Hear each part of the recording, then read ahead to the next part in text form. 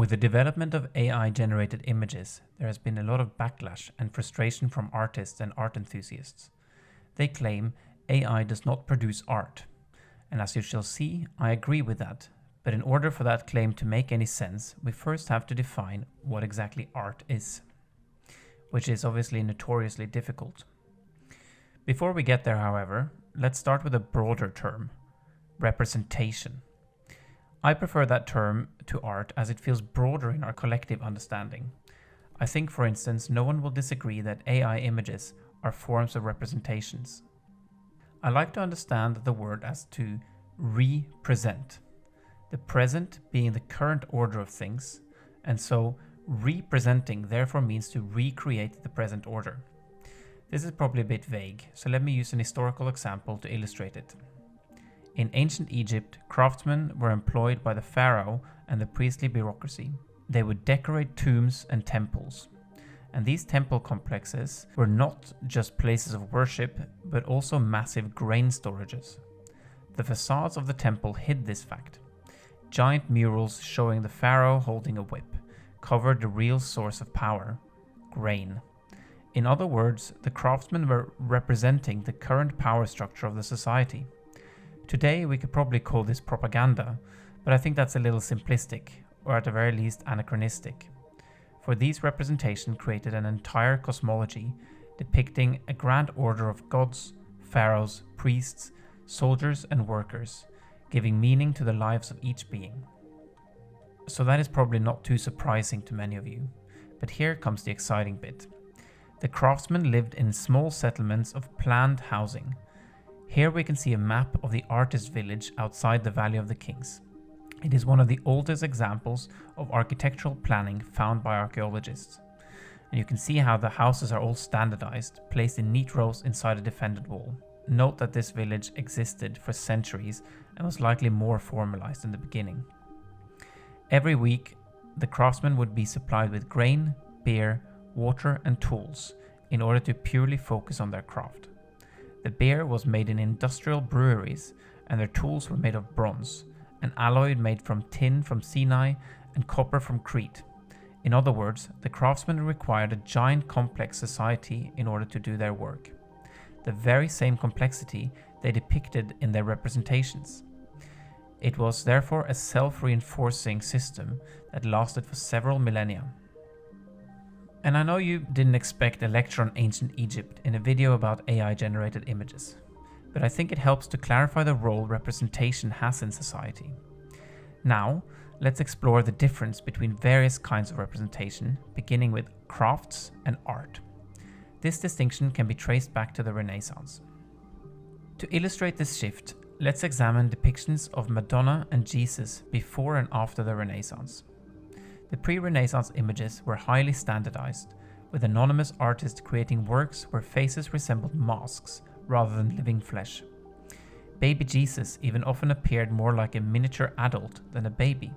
In Renaissance versions, however, these figures changed significantly. Madonna now appeared as a young woman with soft, warm cheeks, gently holding an innocent baby. These images transformed from Platonic symbols to natural depictions of humans that audiences could empathize with. This was the beginning of the humanist tradition. Now the artists were no longer anonymous, but highly celebrated, such as Da Vinci or Michelangelo. Their patrons were after their unique interpretation of the subject matter, instead of the standardized symbols from before. Furthermore, art transitions from being part of the architecture to being movable. Instead of murals or mosaics, paintings was done on framed canvases. This makes sense considering they increasingly belonged to a merchant class who had made their wealth transporting goods.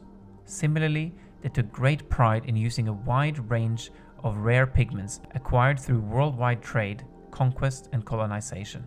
Thus, art not only depicted the changing ideology of society, but also transformed in how it was displayed and produced. A similar self-reinforcing relationship as described in Egypt, this time emphasizing individualism and commodification. In the following centuries, the distinction between arts and crafts would only grow. The modern movements such as Expressionism, Cubism, and Surrealism all focused on spilling the emotions of the artist out on the canvas. By today, there is no craft left, purely the pursuit of individual expression. What this promises us is that anyone can be an artist if we can only unleash our authentic selves. Yet only some of us are on display in museums. This discrepancy puts us in a paradoxical position that causes great anxiety, a constant striving to find our authentic self. This identity crisis is the essence of the subject of late capitalism, where all our primary needs are met. All that is left to sell is our identity. And so we buy Nikes to just do it, and a MacBook to think different. Okay, so back to the original question. Is AI images art? Well, I've defined art as being representations of individuality and commodity. So let's look at both points. Firstly, AI images are made by AI models trained on millions of images. When prompted, the algorithm creates an image, which is an average of all the images of similar descriptions as the text prompt. I therefore think it's safe to say that the outputs are not individual expressions. In fact, I would claim they are almost exactly the opposite. They are the commonalities between all the images that humans have historically made. Secondly, the images are worthless. At least almost worthless. Actually, ChatGPT estimated it cost a couple of cents to power the graphics card while it generates the image. Therefore, there can be no scarcity as the images are infinitely replicable. I say all this not to slam AI images, for I think I have made it clear that I don't put art on a pedestal. It is simply one form of representation favoring a particular ideology. Just as I don't think the Egyptian craftsmen made art, AI images are something else. They are representations of a new world order, and I think the colloquial term we should refer to them is content, making them but the latest instantiation of new forms of media such as selfies, reels, or NFTs. Now, let's look at the kind of world content represents. Content is made with phones and computers. They require vast global production lines from cobalt mines in the Congo, designers in Silicon Valley, chip manufacturers in Taiwan, and assembly lines in China. Content is displayed on similar devices through giant platforms such as TikTok, YouTube, or Netflix that fight for our attention. Both production and consumption happens on the same devices, produced by a small monopolistic group of companies. The very same companies that are now creating the AI models that they will own, profit off, and control. Increasingly, decision-making is done by these algorithms. It might be simple things like recommending you a new Netflix show, or more consequential things, such as determining whether you get a loan. Who knows, in the future it might determine the ruling of a court case or who is the next president. Art put the human experience at the center of the cosmos, instead of God. Today we see a shift where the machine takes its place. My previous video discusses how this machine might actually be similar to God. So check that out if you're interested. I hope you liked this video, and I'm very curious to hear your thoughts, so please leave a comment. And as always, please like and subscribe for more content, and I'll see you next time.